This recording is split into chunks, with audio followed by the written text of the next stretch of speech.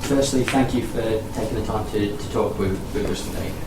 Considering your status as one of the top names in TNA at the moment, what brings you to the UK? I'm here for PCW, this Preston City Wrestling. Yeah. They've reached out to me a number of times to come out, but I don't take very many indie bookings. And Chris Masters, as a matter of fact, the one who kind of interceded on their behalf and said, man, it's a great promotion.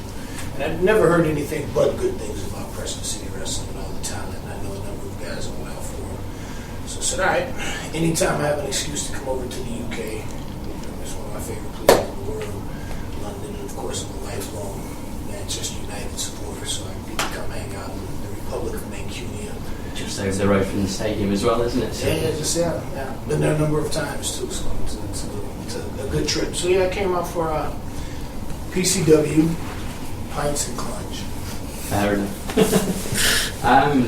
With regards to your TNA debut, which was obviously a few months back during the Maximum Impact tour, you were revealed as the mystery investor and instantly put in the position to fill the void that was left by Sting, Hogan and AJ Styles, who obviously prior to you coming along with the top three faces. And since then you've been consistently the highlight of Impact Wrestling. With regards to your other debut in the WWE, where you were shot straight into a main event level feud with The Undertaker, and then the lengthy run as US champion, which debut do you think was better for you? Which one are you more happy with? Well, they're just two very different chapters in my career. And the words that you use to fill the void of Hulk Hogan, Sting, and AJ, there's no way. I'm not that guy. I don't. I certainly don't fill the void left by those gentlemen, but I believe that I do bring something along, something fresh and new that viewers can hopefully enjoy. As far as the debut in Glasgow, it was a triumphant return. Anytime you get that kind of a response from the audience, and it was humbling, because I'd been off of TV for a little over 2 years, and to get that kind of reception was spectacular. And regarding my debut at the WWE, that was the beginning of my mainstream professional career. So it's kind of comparing apples and oranges. They were both very special in their own way. But at this stage of my career, at this point, I just want to have fun. Yeah. Before it was about trying to cement myself and make my way in. And I'm very happy that so far my professional wrestling career has been on my terms. I left the WWE on my terms. I left New Japan on my terms. I signed with TNA on my terms. And I'll probably leave again on my terms. So I hope that answered your question. That's brilliant, thank you. With regards to obviously your time in New Japan, you've held the United States Championship twice, the Tag Team Championship once in WWE, and then with the inaugural IWGP Intercontinental Champion. Which of your title reigns was your favourite, and which ones meant the most to you? That's again, they're different chapters of my career. I remember walking into catering once in Charlotte, North Carolina. And that evening, if I recall correctly, it was myself and Edge in a tag team match against Ric Flair and Batista, the main event. And at the time, I was the United States champion. And I walked into catering, and I saw sitting at a table Dusty Rhodes, it was Magnum TA, Dusty Rhodes, JBL, and there was someone else sitting at that table.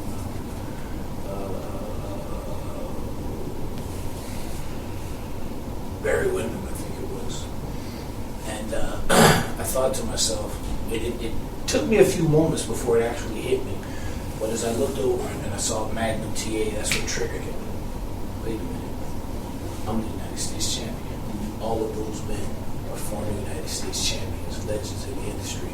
I remember when Nikita Koloff beat Magnum TA in the cage for the United States Championship, and the despair that the Russians got the U.S. Championship. And fast forward, but wait a minute, I can take my place at that table with those men. I'm the current United States champion. So for a while there was a bit of a disconnect, until I realized, oh wait a minute, So the same way, some youngsters were watching Magnum TA and Nikita Koloff, some youngsters were watching me. So it was very special to be able to be added to that list of names. And then the fact that WWE let me have such a long run, where I believe Dean Ambrose recently broke my record, but until he did, I was the longest reigning U.S. champion in WWE history. So that, and very longest all time. So that in itself was extremely gratifying. But because my passion lies in Japan when it comes to professional wrestling, I've said this many times, wrestling for the WWE was a goal. Wrestling for New Japan was a dream. My dream wasn't WrestleMania. I mean, not to take anything away from WrestleMania, it's the most spectacular wrestling extravaganza on the planet. But for me, my passion was Japanese wrestling. So to have an opportunity to be the first ever IWGP, thank you sir, Intercontinental Champion, and in Japan, I mean, putting titles on foreigners isn't quite so common. So to know that the legacy of that title begins with me is a very special treat, and I'm beyond honored to be able to have my name attached to that. Perfect. Changing the subject a bit, I've read online that you were trained by Norman Smiley. Is that true? And also, and if so, what was he like as a trainer? Norman Smiley is one of the most amazing human beings. He's in my life, I've only met a few people that I've never met anyone that has anything bad to say about them. Rey Mysterio is one of them. Norman Smiley's one of those guys. If I meet someone that tells me something bad about Norman Smiley, I'm going to punch them in the face because they're lying. That's the kind of guy Norman is. Norman didn't actually train me. I was trained by a guy named Soulman Alex G. But Norman, he refined me. Once I got to a certain point, it was Norman that introduced me to Japanese wrestling. And it was Norman that introduced me to English wrestling. It was Norman that said, here, let me show you this, let me show you that. So he's the one that kind of refined my skills and slowly started to elevate my actual execution and whatnot. But I hold him in the highest regard.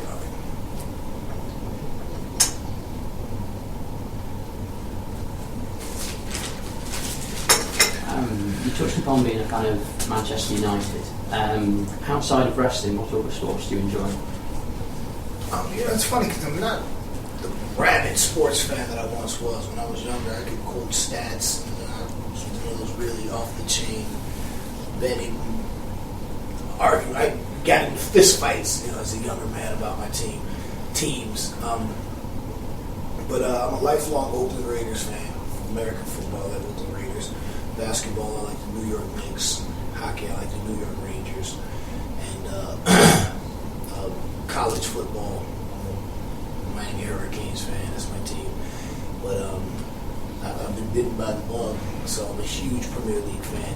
And just to make sure everybody understands this, because the question always comes up, I get called a glory hunter on Twitter all the time. I was introduced to Manchester United when I was 14 years old. The guy I worked with named Victor. He was a United supporter. And it was the first team that I had heard of. So a few years later, when I started paying attention, like anything, it was, oh yeah, I know that team. Yeah, okay, that's the team I like. I didn't know anything about them. I didn't know anything about the Premier League and the history. Nothing about it. That was a team I recognized. And then years later, when I actually started following them in the newspaper and became a huge fan of Eric Cantona, I said, okay, yeah, that's my team. But when I started as a United fan, there wasn't so much glory to be had. So, yeah. And as far as being a glory hunter, as I said, I'm a Knicks fan and I'm a Raiders fan. We haven't had any glory in decades. So. Another sport that I wanted to question about was boxing, because you had the very memorable segment with Evander Holyfield on Saturday night's main event. What was it like being in there with one of the greatest world heavyweight boxing champions of all time? And did he pull his punches? Or was it a proper KO show? No, he's an amazing athlete. And it's funny for me because for years I used to say that I thought Evander Holyfield could beat Mike Tyson. People told me I was crazy. I didn't know what I was talking about. I said, oh man, I'm telling you. And I remember specifically the fight that Mike Tyson had with Tony Tucker. And Tucker took him 12 rounds and actually thought he won the fight. And I thought if Evander Holyfield, whose natural style was similar, if he fought that kind of fight, he could beat Mike Tyson. Now, granted, when they fought, it wasn't the same Mike Tyson, but being in the ring with him, a guy who was one of my favorite fighters, it was pretty special. And as far as his punches go, boxers are the best punchers in the business. So when it comes to control of their body, yeah, they're special. So I could say that I was absolutely fine afterwards. Touching back on your time in Japan, I know you mentioned quite a lot of this anyway. The final for the IWGP Intercontinental Championship was one I recently showed to the camera guys. This is one of my favourite matches that I've seen from your Japanese career. Against Toru Yano, it was. Who was your favourite opponent over in New Japan? Off the top of my head, I'd probably have to say Shinsuke Nakamura. And Shinsuke is really just an amazing talent, man. He's phenomenal. He's on another level. He's a current IWGP Intercontinental Champion. He's had it for quite some time now as well. But there are so many guys over there that I say all the time, like Fergal Devitt, when he was there, Prince Devitt. Yeah. I used to say all the time, he's probably one of the greatest wrestlers you've never heard of. Hopefully that'll change now for him. But there are so many guys over there that I enjoyed working with. Machine Gun Anderson, great talent. Of course, Tanahashi, who, if they ever were to make a Mount Fuji, if you will, of greats, he'd be on it. I had a chance to wrestle Okada in the IWGP Intercontinental title tournament, and then not even a couple years later, about a year later, he went on to be now the franchise for the company, and just another tremendously gifted talent. But for me, the special highlights were being able to wrestle the legends that I looked up to when I was an indie guy watching tapes. Guys like Tenzan and Kojima, having matches with them in the G1 Climax was just mind-blowing to me. Next question is kind of similar. It's what would you say is the biggest moment of your career so far, and why? I know you've touched on New Japan as your dream, which I'm assuming probably covers in that question. It's tough because my career has been filled with so many amazing highlights. Of course, wrestling in the Tokyo Dome, which was a dream of mine. When I first started wrestling and I decided, okay, this is what I want to do, my goal was, and I still have a newspaper article where the first interview that I did, where the interviewer asked me what my goal was, my dream was to wrestle Chono or Tenzan in the Tokyo Dome. And again, not a slight to WrestleMania, but just my attention was on Japanese wrestling. That's what was focused. But wrestling Ric Flair at Madison Square Garden, his last match in the Garden, my first, that's tremendous. Beating Chris Benoit in 2 straight falls for the United. Wrestling Chris Benoit at WrestleMania, who was my in-ring idol, the guy that I looked up to stand across the ring from him at WrestleMania. I have to pinch myself. This is real. This is actually happening. This isn't a VFW hall with 30 people. This is real. So there have been so many highlights. As I said, wrestling, the final night of the G1 Climax tournament at Ryogoku Sumo Arena and having 10,000 Japanese people chant MVP. I've been so fortunate that it's hard to just pick one single moment. Okay. In 2 weeks' time, you'll be facing Eric Young for the TNA Championship at Slammiversary. What are your thoughts going into the match for that? Are you hoping that that's going to be another one of your big moments? It's going to have to be. First of all, it's for the company title, and it's the first time in my career that I've main evented a pay-per-view. A couple times in WWE, once or twice, I think I was a co-main event. But this is a statement match for me, for the company.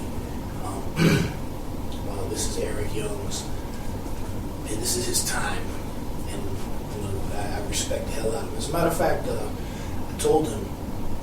I remember my first trip through TNA as an extra, working as Antonio Banks, trying to get a job. There was a handful of guys there. There were not even a handful. There were just a few guys that stood out that I remember that were very nice to me. As a no-name extra, just trying to get a job. And Eric Young was one of them. Talk show machine. He was a great guy. He was just, at that time, he was just getting started and glad to have a job. And all these years later, our paths meet again, and now he's the champ. We're going to face each other on opposite sides. So yeah, it's a huge moment, and I think with his tenacity and his expertise in his craft, and mine, and then both of our desires to put on a match that the fans are going to talk about, it's a huge moment, and both of us know that there's a lot of pressure on us to deliver for this Slammiversary match. And I, for one, look forward to it. Excluding, obviously, the matches that scale like for example, your match with Eric Young, who are you looking forward to facing most in TNA? It was funny, before I came to TNA, I made it known that if I came there, because we had discussions on and off for quite some time about me coming there, I made it known, if I come there, there are 3 people that I absolutely must work with: Samoa Joe, Kurt Angle, and Bobby Roode. I've had a match with Bobby Roode in Wembley, and I enjoyed working with him. It was our first time, and I thought we had a good match. So I can only imagine how good it would be if we had a program. Samoa Joe is a great friend of mine. He's a guy that I've been wanting to work with back since our indie days. And of course, if you lace up boots, you can't not want to wrestle Kurt Angle.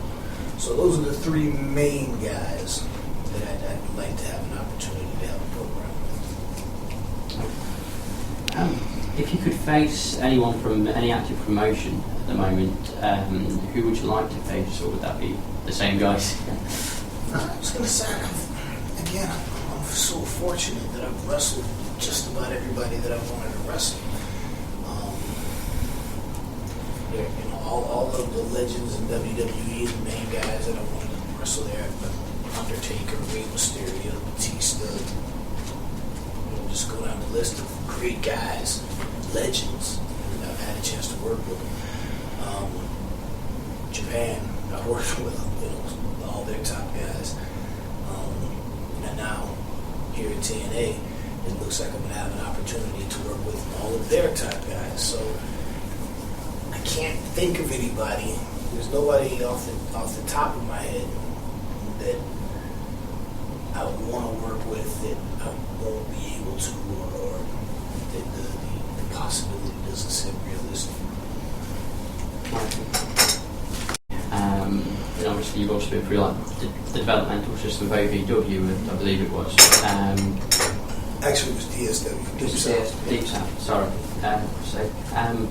What's the difference in crowd reactions? Because we've heard that quite a lot of the Japanese crowds will just be silent throughout the match and then applaud at the end. And so is that still true of most of them these days?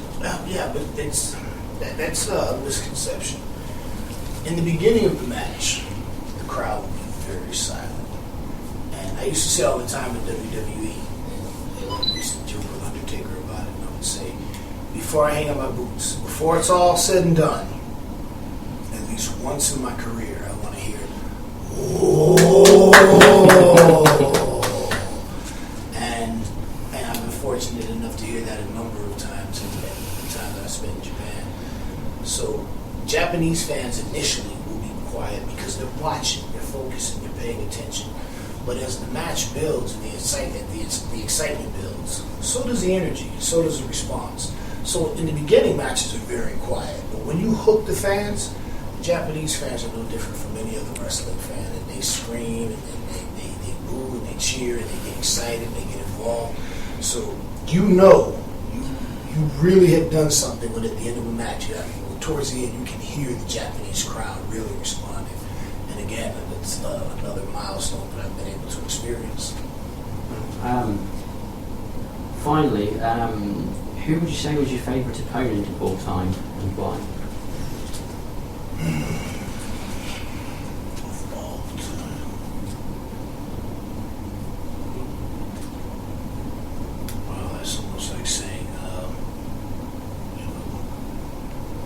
who's your favorite supermodel to shag? It's like, Fair enough. it's like, again, when I think back over my career, I just think about how fortunate I've been. You know, I wrestled The Undertaker, I wrestled Chris Benoit, I wrestled Kojima, I wrestled Tenzan, I wrestled Rey Mysterio, I wrestled Batista, I wrestled Shawn Michaels, John Cena. You just go down the list of names, I've wrestled all of them. The ones that are technically great and the ones that are socially great. So it's tough, but if I had to narrow it down, man, it'd be... I learned so much from working with Undertaker. Undertaker is just... it's like going to grad school, you know. But I think if I had to pick one, if you twisted my arm and made me pick one, it would be Chris Benoit, because he was my friend, he was my mentor. He took an active interest in my career personally before I got signed. And he was the guy that went to John Laurinaitis and asked permission to have 30-minute matches with me on the live events every night. Wow. So we would get to the building, do 500 squats, run the stairs for 20 minutes with a weighted vest, and then have a 30-minute match that night. And Benoit couldn't remember. And he would tell you, I don't like to talk about stuff, let's just go work. And we had one, this was my crown, this was my graduation. We were in Vienna, Austria, and the night before in Italy, he said, hey, listen, I want you to do me a favor tomorrow. I want you to call the match. He said, I'm going to do whatever you tell me to do. You're the heel, you're supposed to lead the match. And we'll fix it afterwards. And we went out, and keep in mind, I wrestled Benoit thousands of times, you know, when I was at the club at my post, you know, not paying attention to the party and go. I was in Madison Square Garden, you know, I was in Rio Goku, Cork, and all. So I knew his matches inside out. I knew everything he did. We had a great match. So when I came back to the curtain, Dean Malenko came over to tell Chris what a great match it was, and Chris turned to Dean and said, no, that was him. He called that entire match. And he told me how proud of me he was. And now he said, I trusted you, respected you before. He said, but now I know I have complete confidence that I can just relax and let you go on the match. And being that Chris Benoit was my in-ring idol, and regardless of how his life and career ended, you can't dispute that he was technically, arguably, the best in-ring technician of all time. To have him give me that kind of praise, and then afterwards I remember stepping into the dressing room, and Undertaker was getting taped up by the trainer, and he looked over and said, well, little brother, looks like you had a graduation tonight. Congratulations. And if you're a young guy coming up in the business, and you have those two guys give you a stamp of approval, then you're made. I mean, what else is there? So I probably have to say Chris Benoit. Thank you very much for taking the time. It's been an absolute pleasure to meet you, for all the information.